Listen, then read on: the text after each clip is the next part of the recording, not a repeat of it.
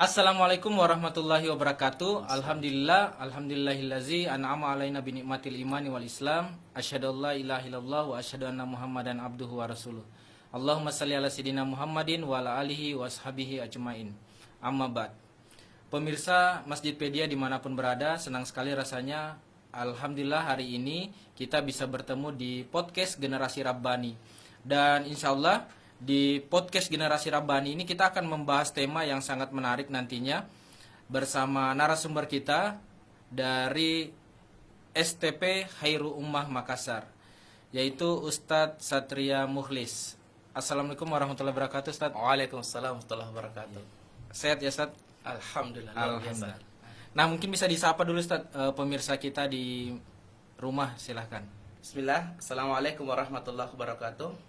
Pemirsa Masjidpedia, insyaallah dirahmati Allah Subhanahu wa taala. Tetap semangat dalam rangka untuk menggapai keberkahan yang berlimpah dari Allah Subhanahu wa taala. Apalagi ini di bulan Ramadan, insyaallah. Mudah-mudahan kita semua sehat dan dikuatkan keimanannya oleh Allah Subhanahu wa taala. Salam berkah, Allah Akbar. Iya, insyaallah Ustadz kita akan membahas tema Islam satu-satunya sudut pandang berpikir anak. Masya Allah. Nah, kita berbicara generasi Rabbani ini, Ustadz. Generasi Rabbani itu kan generasi yang tentunya harapan kita sesuai dengan Al-Quran dan As-Sunnah. Dan kita berharap mendidik, mengajar, melatih sesuai dengan ajaran Islam. Nah, mestikah Ustadz kita harus menjadikan Islam satu-satunya sudut pandang anak? Iya, terima kasih. Ini pertanyaan pertama langsung nusuk ini. Langsung panas ya. Langsung pada siap. Ya, alhamdulillah. Jadi pemirsa sekalian, insyaallah dirahmati Allah Subhanahu wa taala. Mestikah haruskah sebenarnya? Iya. Ya, yang pertama kan sebenarnya kita harus melihat bahwa dari sudut pandang Islam itu sendiri. Kalau kita masuk pada keyakinan kita, maka Iya. kemudian yang pertama, kenapa harus Islam? Iya. Yang pertama itu kan harus ada, karena memang Islam itu sudah jaminan garansinya itu, garantitnya itu dari Iya. Allah Subhanahu wa taala. Yang pertama, kalau kita lihat banyak ayat dalam Al-Quran, kita Iya. bisa lihat dalam Quran Surah Ali Imran ayat 19. Inna dina indallahil Islam. Iya. Sungguh agama yang kemudian diridhoi atau di sisi Allah Subhanahu wa taala itu Islam. Nah, yang kedua, sudah istilahnya dibenarkan oleh Allah, satu-satunya agama dibenarkan Allah. Bahkan kalau kalimat selanjutnya dilanjutkan itu luar biasa. Itu bagi orang yang seluruh ahli kitab itu akan sepakat dengan Islam itu, kecuali bagi mereka yang sudah kena ilmunya itu dia mendustakan kebenaran dari Allah. Nah, kalau dari Al-Imran surah ayat 19. Iya. Yang kedua adalah ada garansi kesempurnaan dari Allah Subhanahu wa taala juga. Iya. Ya, Quran surah Al-Maidah ayat 3 sering kita hafal itu. Al-yauma akmaltu lakum dinakum wa atmamtu alaikum ni'mati wa raditu lakum Islam madinah. Jadi sungguh telah Allah Subhanahu wa taala sempurnakan agama ini. Iya. Jadi artinya garansinya sempurna. Kalau sudah sempurna, kenapa kita harus cari yang lain? Ya? Iya. Jadi kalau cari yang lain berarti diragukan kesempurnaannya. Betul sekali. Begitu pula ketika kemudian kita sebagai seorang Muslim, apalagi Ustaz sendiri juga orang tua, ya kan? Iya. Kalau pada pilihannya mau disuruh kasih pilihan yang sempurna atau tidak sempurna, tentu kita harus hadapkan ke anak kita yang kesempurnaan itu. Betul. Ya, jadi satu-satunya, bukan salah satunya. Kalau salah Satu-satunya. satunya alternatif berarti. Ini satu-satunya itu harus Islam. Berarti haruskah? Iya, Jawabannya harus. Iya. Yang kedua, yang kedua bisa ditambah lagi nih. Boleh. Ya. Ini santai nih kan, Siap. Yang kedua sebenarnya selain kemudian Allah menjamin, meskipun kemudian meski tidak ada bukti, kalau Allah sudah menjamin maka kita harus percaya kalau kita ke akidah. Ternyata Allah juga berikan bukti itu lewat Rasulullah SAW. Ada jaminan historinya, sejarahnya. Iya. Ketika kemudian generasi kita, anak kita, dunia kita ya diatur oleh Islam, ada bukti kegemilangan. Iya. Ya, tidak perlu misalnya panjang lebar. Kalau panjang lebar ini podcastnya jadi 2 hari 2 malam ya. Ini ada bukti kegemilangan. Yang Masya penasaran cari ya. Masya Ya. Allah. Nah, Oke. Ustaz, tapi kan kita ini sedang berada di mana Islam itu tidak berjaya. Dan kita melihat bagaimana peradaban lain tumbuh dengan peradabannya. Nah, apakah kita tidak harus mengambil yang baik-baik dari peradaban sekarang, kita campurkan dengan Islam, atau seperti apa, Ustaz? Iya, salah. Jadi bismillahirrahmanirrahim. Sebenarnya gini, asasnya kita kan semua bentuk perbuatan kalau dia bermanfaat Iya. itu kalau dalam kacamata dunia Iya. itu semuanya bisa sebenarnya. Tapi ingat bahwa tidak semua suatu bentuk perbuatan itu bisa diterima. Ya kan? Amal itu kalau hanya sekedar amal perbuatan apapun dan semuanya itu bisa, pasti semuanya bisa lakukan. Tapi kalau dalam Islam sendiri ada aturan dari keinginan. Kalau amal itu kemudian tidak disandarkan pada iman, ya amalnya sia-sia. Misalkan gini, kalau kita mau ambil bilang perilaku disiplin, sebenarnya di Islam pun juga ada disiplin. Kan bahasanya awalnya kan sempurna kan? Iya, iya. Ya kan? Kalau sudah sempurna, kenapa harus cari yang lain? Apalagi kalau kita masuk pada pendidikan generasi Islam, ya ini sodok-sodok sedikit Iya. lah. Sesungguhnya bahwa Islam sendiri juga punya landasan filosofi itu dalam mendidik generasi. Khususnya anak kita. Iya. Ya, core-nya itu Islam itu, atau istilahnya pondasi awalnya, akarnya itu kan yang pertama itu sebagai abidun soleh. Jadi hamba yang sebagai seorang hamba yang soleh. Wa ma khalaqtul jinna wal ins illa liya'budun. Sering kita baca nih, ustaz-ustaz kita, para khotib dan sering baca ini. Ya. Jadi abidun soleh ini adalah hamba, artinya segala sesuatu yang kemudian harus dilaksanakan harus sesuai dengan Islam. Itu yang pertama. Yang kedua, sebagai khalifah fil ard. Jadi bukan cuma wakilnya Allah di bumi, tapi menjadi seorang pemimpin. Jadi menghadirkan anak kita menjadi seorang pemimpin, ya perilaku mandirinya dan sebagainya, pemimpin jalan. Tapi ingat bahwa koridornya itu sebagai abidun soleh itu tadi, yang dua filosofi itu. Nah, kalau tadi kembalikan kepada kenapa Ustadz kita tidak ambil saja peradaban lain dan sebagainya. Justru sebenarnya kalau saya hanya bertanya kepada orang, kenapa harus cari peradaban lain atau cara-cara lain, di saat kemudian dari sisi Islam itu yang pertama sempurna. Iya. Gitu. Ibaratnya gini, Ustaz. Pernah kita ketemu dengan orang, Pak. Artinya ada orang pintar ini, orang jenius di sekolah kita. Kita mau ikuti dia ini. Ya. Tapi pakai cara yang lain. Pasti tidak bisa sampai itu. Iya. Kepintarannya atau kejeniusannya tidak akan bisa sampai. Karena kalau kita mau ikuti dia, kecuali kalau misalnya pakai jalur lain. Nah, sekarang gini. Ada tidak yang kemudian di kosis sekarang bahwa ada jaminan kesempurnaan, ada jaminan dari sisi orang yang kemudian kita ikuti itu bisa mengantarkan kita ke surga. Tidak ada kecuali Rasulullah. Maka koridornya ke situ. Jadi apa maunya Allah, apa maunya Rasul, ya harus kita ikuti karena kita mau jadi orang yang sukses. Kalau masalah dibangun kedisiplinan, di luar sana juga ada, ya kan? Barat maupun timur juga ada. Masalah kebersihan ada. Tapi kalau meskipun dia disiplin, dia bersih dan sebagainya, tapi kalau tidak ada koridor iman, untuk apa diikutin? Ya, bukan berarti bukan berarti istilahnya harus kotor. Kita tidak ikutin mereka.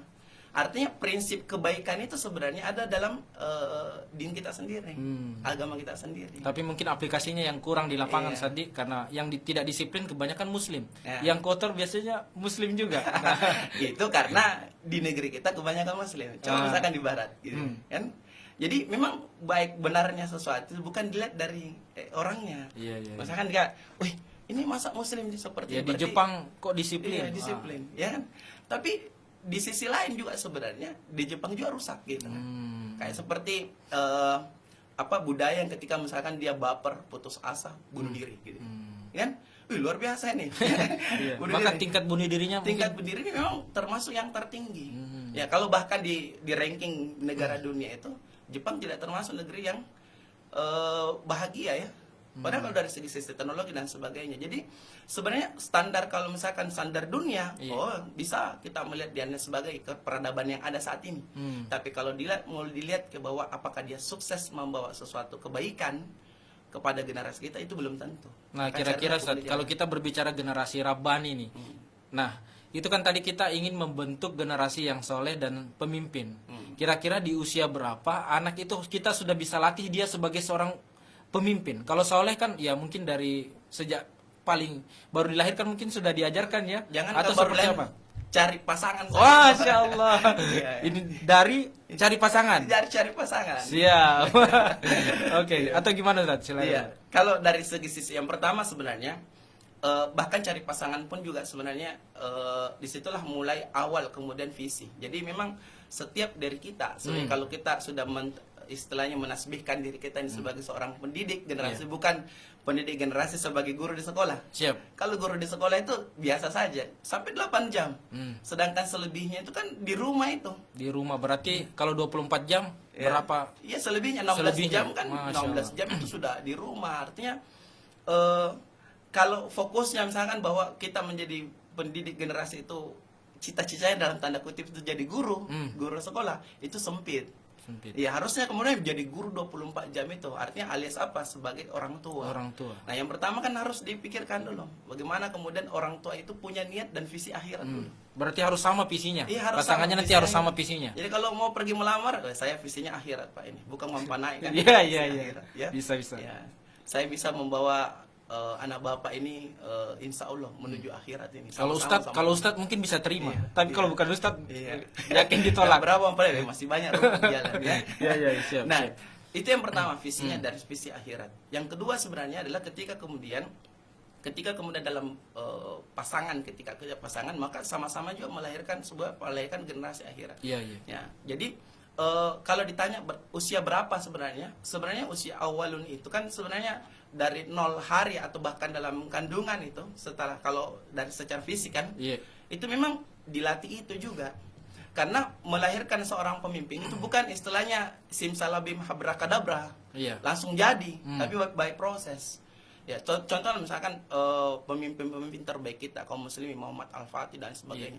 Itu dari awal itu. Bahkan ada satu sirah itu yang luar biasa. Iya. Kalau misalkan dari Syekh Samsuddin gurunya itu membicarakan yang lataftahunal dan sekian itu hadis Rasulullah, sebenarnya bukan kali pertama. Di situ bukan penetapannya sejak Rasulullah. Iya, iya. Ya kan? Iya, iya. Yang ngomong Rasul, penetapannya sejak Rasul. Artinya bahwa bahkan sebelum lahir Sultan Muhammad Al-Fatih, itu sudah ada visinya di situ. Ya, sebelum lahir anak kita sudah ada visinya. Jangan saya lahir penata baru kemudian kita ajari dengan sopan santun. Kan gitu kan? Ya kan? Artinya dari kita diri dulu. Nah, ketika sampai kepada generasi, ya, kalau dalam istilahnya pemahaman kacamatanya kami ini, bahwa sampai pada situ bahwa mungkin usia anak-anak itu kemudian dari sisi lisan pendengarannya kemudian berfungsi. Ya, setelah kemudian mereka melihat dan sebagainya, maka disitulah kemudian terjadi keteladanan. Jadi wajarlah ketika kemudian ada anak yang kemudian baru pintar berbicara, tapi yang keluar itu kalimat yang tidak ahsan. Ih, dari mana ini? Dari mana ini kalimatnya tidak ahsan ini? Ternyata dari YouTube. Iya. Iya, boleh jadi kemudian ya bukan cuma dari YouTube saja, dari tetangga atau mungkin berada dalam rumah itu. Betul, Ya, betul. berada dalam rumah. Jadi bukan berarti anak ini masih kecil tidak dengar aja apa-apa, tapi kan memori penyimpanan di otaknya itu kan sudah tersimpan semua. Iya. Akhirnya begitu keluar yang terjadi adalah keluar kalimat-kalimat yang tidak ahsan. Nah, taruhlah ketika kemudian Hasan bin Ali, ya, cucu Rasulullah SAW, itu di zaman fitnah, itu difitnah habis-habisan satu lorong itu, ibaratnya jalan dia satu lorong. Yang panas itu sahabatnya dengan anaknya. Kenapa ini bapakku ini difitnah dan sebagainya, difitnah dan keluarganya, kan di zaman fitnah beliau tuh. Ya.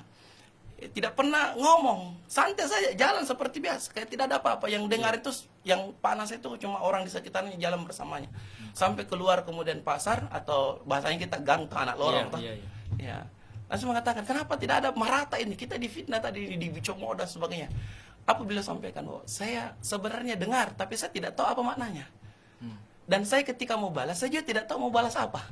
Karena bapak saya, abi saya, kakek saya itu Rasulullah tidak pernah mengeluarkan kalimat itu sebelumnya. Jadi kayaknya santai saja. Ibaratnya kalau kita pergi di barat, orang bahasa Inggris dan kita tidak tahu bahasa Inggris, dia mau ngomongin kita, kata-kata kita, jalan saja. Kenapa? Tidak tahu artinya. Ya, jadi memang sebenarnya kalau dari sisi usia dan memang sejak dini memang Sudah disampaikan. Sejak dini harus dilatih. Kalau untuk jadi pemimpinnya, Ya, jadi pemimpinnya memang sejak dini dari awal itu. Kalau maksudnya kalau pemimpinnya diajar kemandirian dan sebagainya, itu kan memang dari awal, dari kecil. Sekarang anak-anak ketika kemudian dihadapkan ke ke mainan sebenarnya kan, misalnya pemimpin belajar, ibaratnya begini bahasanya, motorik kasar yang dihalus, motorik kasar yang diajarkan kan. Biasanya kalau motorik kasar yang penting lari, jalan dan sebagainya. Tapi kalau karakter pemimpin sebenarnya kan gampang sekali, tidak perlu tools-toolsnya. Cukup diajarin anak bagaimana kemudian buang air kecil, maaf ya, buang air besar atau buang air kecil itu dengan cara jongkok misalkan, kan? Tidak berdiri, minumnya tidak berdiri. Itu kan motorik saya. Bagaimana cara memakai baju sendiri dan sebagainya. Itu kan melatih motorik kasarnya sejak dini memang. Ya, anak kita dibelikan Lego dan saya bagus untuk merangsang kreativitas. Tapi atau misalkan yang anak perempuan biasa apa dibelikan sama orang tuanya. Kalau anak perempuan mainan masak-masak kan? Iya. Ya kan? Kenapa tidak coba masak-masak asli langsung? Iya. Ya kan, cuma memang diperhatikan, oh ini anak tidak bisa istilahnya pegang pisau. Ya, paling tidak dia petik-petik sayur. Jadi motorik kasar jalan, perilaku kemudian jalan itu, ya anak kemudian disampaikan. Jadi kalau pemimpin itu, kalau orang bervisi pemimpin, sampaikan. Mau seperti gaya mengajarnya Muhammad Al-Fatih dibentuk, bacakan hadis.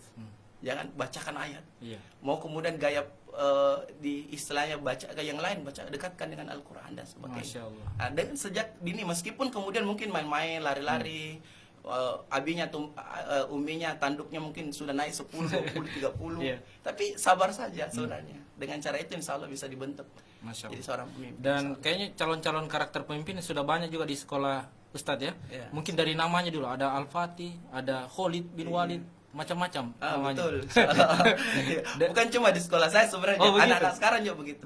Biasa saya main lucu-lucuan gini dengan beberapa orang tua dan anak ketika kemudian mengeluhkan, Ustaz, anak saya ini kayak keras sekali nih sifatnya nih. Siapa namanya Nabab? Ini Sang Al-Fatih kan, keras sekali. Nama itu Pak doa. Iya. Iya kan? Ya, nama doa.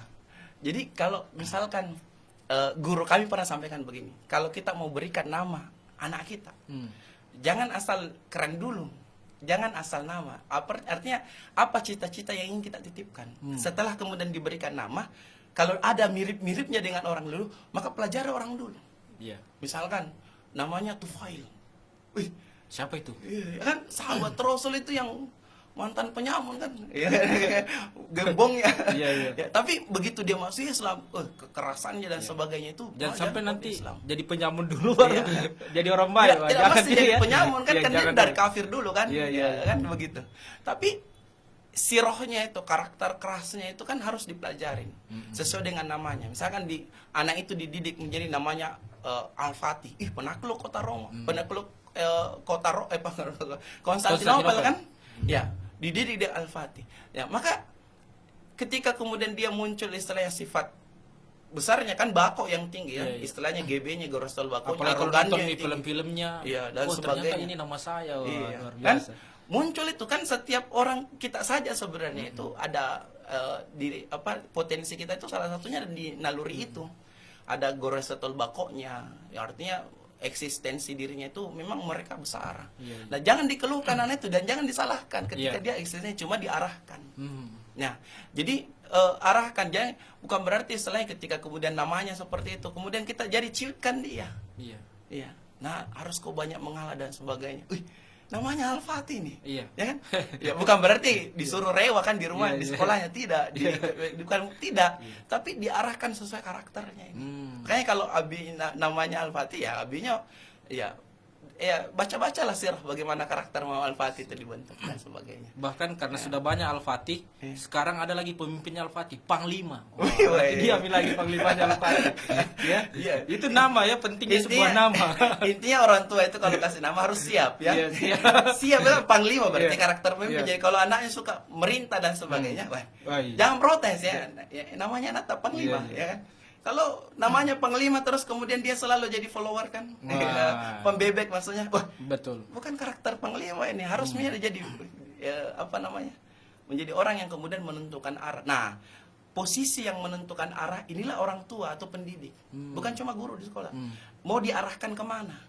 Kalau mau diarahkan kepada Islam, maka yang harddisknya ceritanya di kepalanya itu atau informasi indranya itu kan akalnya harus kemudian banyak informasi masuk itu adalah terkait dengan Islam. Terkait dengan Islam. Kalau dia diarahkan ke arah dunia, pasti jangan diajarin, pasti banyak di tetangga kah. Maka ketika kondisi tetangga tidak kondusif, misalkan di masyarakat atau tontonan-tontonan yang lain, saya tidak perlu sebut namanya kan, tontonan yang lain pasti diarahkan ke situ. Tapi kan kadang Ustadz, kita sebagai orang tua inginnya, wah pokoknya masuk di sekolah ini saya punya anak saya baik, tugasnya sekolah, saya tugasnya kerja cari uang. Nah itu gimana itu Ustadz? Ya cuma begini, tidak banyak dan tidak sedikit kemudian sampaikan orang tua seperti itu kan. Cuma harus dipahami bahwa kewajiban mendidik anak itu ada pada orang tua. Itu guru ketika kemudian dia tidak amanah di pekerjaannya, maka dia bertanggung jawab terhadap pekerjaannya. Kenapa tidak amanah? Diberikan tugas untuk mendidik anak tidak amanah. Tapi ketika kemudian ada anak yang kemudian bermasalah, bukan cuma gurunya, justru sebenarnya orang tuanya yang akan dimintai pertanggungnya karena kewajiban utamanya itu. Iya. Bukan gurunya, meskipun kemudian gurunya tidak ngapa-ngapain, orang tuanya lah yang kemudian bertanggung jawab dengan itu. Gitu. Kalau dalam Quran surah Ali Imran itu, ya di dalam Quran surah Maryam juga mirip-mirip kisahnya itu tentang Imran itu, keluarga Imran. Ya, ini luar biasanya itu keluarga Imran. Dia bukan nabi sebenarnya. Bahkan hidup di masanya Nabi Zakaria alaihissalam, kan? Tapi dia luar biasa, generasinya itu luar biasa. Anaknya itu menjadi wanita yang paling luar biasa di masa itu. Itu. Terus kemudian dia juga punya cucu, dari cucu Nabi. Iya. Ya. Seolah Allah ingin menyentil para orang tua. Kan biasa begini, jelas media soleh kalian ustadz anak bapaknya, kan? Jelas media karena Nabi bapaknya. Tidak.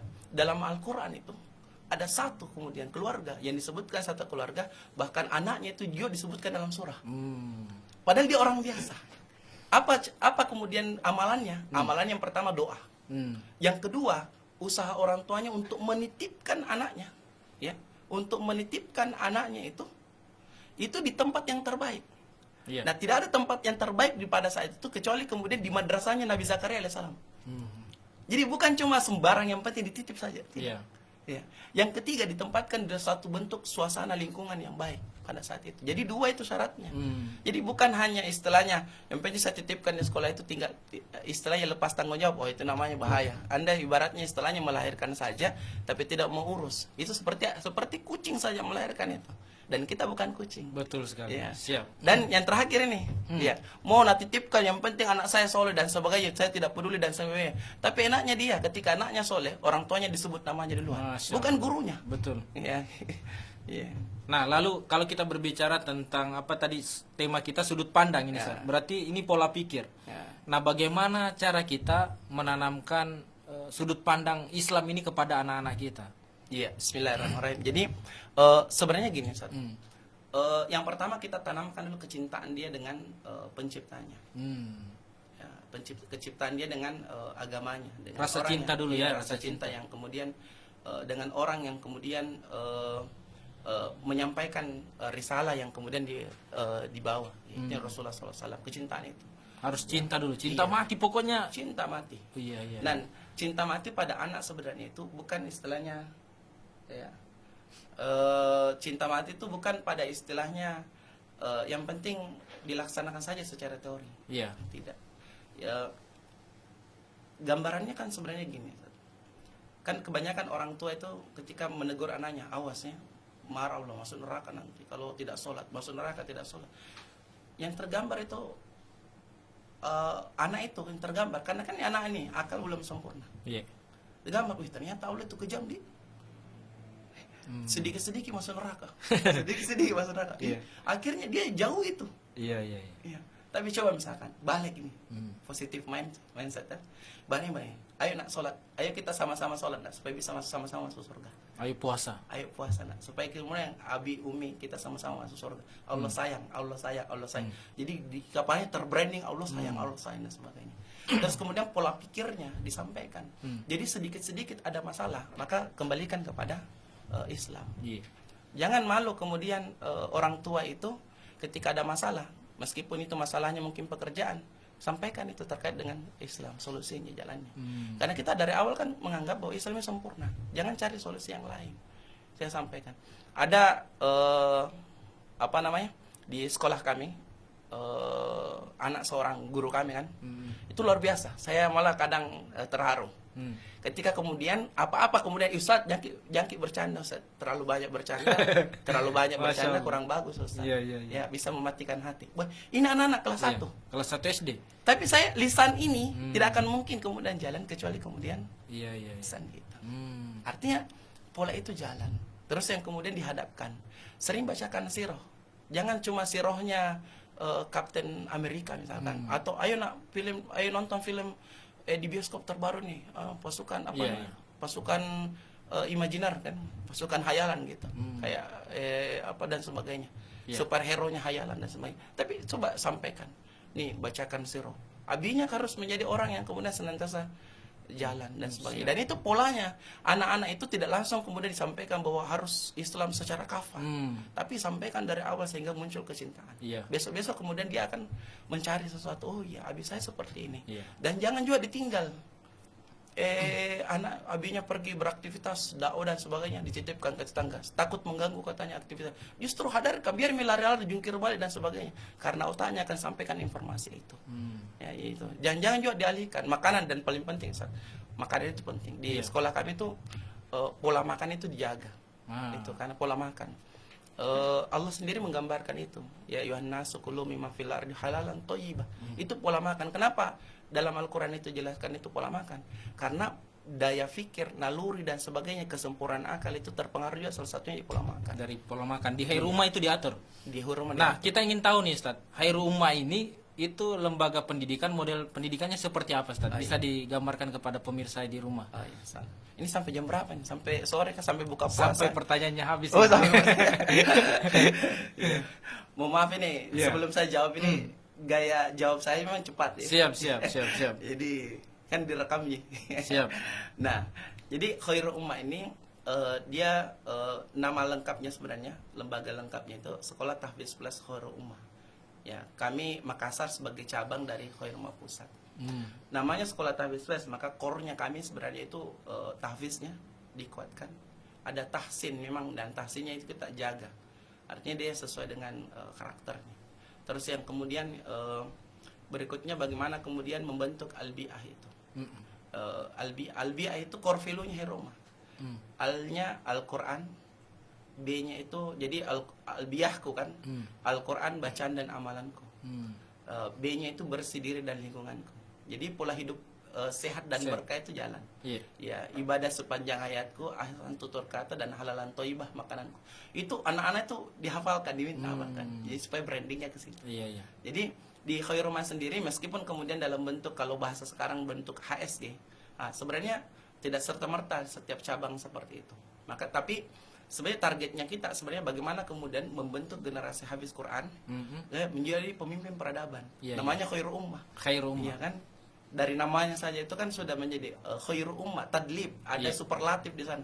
Kalau dalam bahasa Inggris ada good, better, best. Dia best. Maka base-nya itu bukan cuma dari sisi hafal saja, tidak. Tapi menjadikan Al-Quran sebagai jalan hidupnya, menjadikan Al-Quran sebagai pengatur hidupnya, dan menjadikan Al-Quran sebagai pemimpin dalam hidupnya, dan memimpin sebagai orang-orang yang bertakwa. Jadi mungkin bisa digambarkan program-program unggulan yang ada di Khairul Ummah. Kalau di program unggulan di Khairul Ummah itu kan setiap saat kita ada tahfiz memang. Memang sebagian orang mengatakan bahwa kenapa dalam tanda kutip ya dipaksa itu anak dalam ada target tertentu. Tapi sebenarnya bahasanya gini, kita ingin membuat pola di sekolah itu, membuat pola hidupnya itu anak-anak berkah dan berkah. Dan yang kedua sebenarnya di Khairul Ummah itu adalah sinergi orang tua itu penting. Jadi biasa kadang ada testimoninya orang tua yang bilang, sebenarnya di Khairul Ummah itu bukan mensekolahkan anak, mensekolahkan orang tua. Kita punya kegiatan harian siswa dari bangun tidur jam 3 itu sampai tidur kembali pukul 21 malam itu ada dan ada bintangnya. Tidak mungkin kan anak itu disuruh bangun jam 3 untuk tahajud kalau orang tuanya masih ngorok. Ibunya nggak bangun duluan. Nggak bangun, pasti ibunya ngasih bangun. Jadi memaksa ibunya untuk bangun, dan tidak mungkin anaknya duduk tahfiz, membuka dan menutup harinya dengan Al-Quran itu di rumah dan di rumahnya kembali. Itu kalau bukan orang tuanya ada di situ juga. Biasa kita lihat, anak itu melaju hafalannya, melaju sikapnya dan sebagainya. Ibu, ayah, umminya ini, kedua-duanya jika masih ada kan, ini sinergi. Dan kelihatan itu ketika ada masalah, kelihatan nih siapa yang kemudian loyo. Ya, loyo. Nah, di sekolah sendiri, jadi ada aktivitas di rumah itu sinerginya ke situ. Nah, di sekolah ada tahfiz, tahsin, terus tidak hanya kemudian itu. Pembelajarannya di rumah itu talqiyan fikrian. Kalau bahasa kasarnya kita itu istilahnya gaya pembelajaran realistis, ada faktanya. Ya, cuman talqiyan fikrian itu bukan hanya sekedar difaktai saja, tapi kemudian setelah difaktai dia menghubungkannya dengan sang pencipta itu. Ya, keagungannya itu. Jadi contoh misalkan kita kenapa kemudian di SD itu kita belajarkan geografi anak, bukan EPS, ekonomi dan sebagainya, geografi, tata kota, tata letak itu. Karena sebenarnya di negeri kita ini dijajah itu gara-gara kalah geografi itu. Kita mungkin kedatangan orang barat, wih, kerennya tahu barat udah datang pergi menyelam dan sebagainya. Sebenarnya mereka cari data itu. Mereka nih, buktinya kan gunung emas di Papua itu dari barat juga ditemukan. Tambang dan sebagainya. Dan kita kala itu serah mengatakan bahwa keren tahu ada barat pergi ke sini dan sebagainya. Mereka cari data. Nah, di Khairumah itu kita ajarkan itu anak-anak bagaimana ciri gunung emas. Bagaimana ciri ketika kemudian di situ ada minyak. Bagaimana kemudian di setiap daerah itu ada potensi, makanya ada outing juga, kegiatan outing keluar itu bukan hanya sekedar jalan-jalan, tapi lihat cari emas mungkin ya, cari emas, cari minyak ya. Cari data ternyata luar biasa, ini. Masya Allah ini negeri kita khususnya Sulawesi Selatan itu besar, ada gunungnya, ternyata gunung menyimpan mata air, dan mata airnya dipakai untuk masyarakat itu untuk sebagai pipa air minum kan. Di Kota Makassar air minumnya di apa? Diolah dari apa kan? Betul, Di situ diajarin. Ternyata kita tidak kesusahan air. Kayak kemarin saya kan hampir sepekan air gitu. Susah air. Kita diajarin ternyata negeri kita banyak air ini. Kenapa kita kekurangan? Ya sebenarnya ini polanya begitu. Masih banyak yang ingin kita tanyakan. Masih banyak mungkin pemirsa yang ingin bertanya. Saya juga tadi masih penasaran itu bagaimana caranya, kapan waktunya kita bagusnya mendongeng buat anak. Tapi karena waktu kita terbatas, mungkin ada hal-hal yang bisa Ustadz sampaikan sebagai closing statement kepada pemirsa Masjidpedia. Silahkan Ustadz. Pemirsa Masjidpedia, insyaallah dirahmati Allah Subhanahu Wa Taala. Terima kasih. Ini mungkin kayak singkat sekali. Iya. Kadang ketegangannya nih lebih lama juga. Ya. Kami sampaikan kepada pemirsa sekalian. Di Quran surah Al-Hasyr ayat ke-18 Allah Subhanahu wa taala berfirman di tengah-tengahnya, wal tanzur nafsum ma qaddamat ligad wattaqullah innallaha khabirum bima ta'malun. Wal tanzur nafsum ma qaddamat ligad, hendaklah setiap diri memperhitungkan, memperhatikan apa yang dilakukan hari ini atau hari esok. Kalau kita sebagai orang beriman, maka seluruh potensi kita sebenarnya itu dijadikan sebagai investasi akhirat. Salah satunya anak kita. Kalau anak kita hanya dunia saja, maka sungguh kenikmatan itu hanya sampai di atas sana. Betul. Tapi kalau kita orientasi anak kita, dibuat anak kita sebagai orientasi untuk akhirat, maka kemudian kita pasti akan dekatkan dia dengan akhirat. Kalau orientasi kita adalah akhirat dan orientasi kita adalah bagaimana kemudian anak kita dijadikan sebagai orang yang memimpin dunia dengan Islam, maka sejak kecil pasti kita bersusah-susah payah memaksa diri untuk mendekatkan anak kita dengan Islam. Apapun caranya, bagaimanapun kondisinya, dan bagaimanapun susahnya itu dunia itu hidup. Ya, mungkin itu salah. Siap, Masya Allah. Syukran Ustaz. Terima kasih atas kedatangannya di studio kami. Terima kasih. Pemirsa Masjidpedia dimanapun berada, Masya Allah luar biasa hari ini podcast Generasi Rabbani sungguh luar biasa. Mudah-mudahan materi bisa disimak dan dipraktekkan di rumah. Yang pertama tadi, yang paling penting adalah bagaimana caranya supaya kita menanamkan kecintaan anak-anak kita kepada Allah dan Rasulnya. Dan bagaimana caranya supaya anak-anak kita itu melakukan aktivitas-aktivitas yang sederhana, minum dengan cara duduk, dengan tangan kanan dan lain sebagainya. Dan itu butuh praktek langsung dari orang tuanya. Maka orang tuanya dulu yang harus generasi Rabbani nih. Nah, seperti itu. Dan insya Allah kita akan bertemu di podcast yang lainnya dengan sekolah-sekolah Islam yang ada di Kota Makassar di acara episode berikutnya. Terima kasih atas partisipasinya. Assalamualaikum warahmatullahi wabarakatuh. Waalaikumsalam warahmatullahi wabarakatuh. Syukran.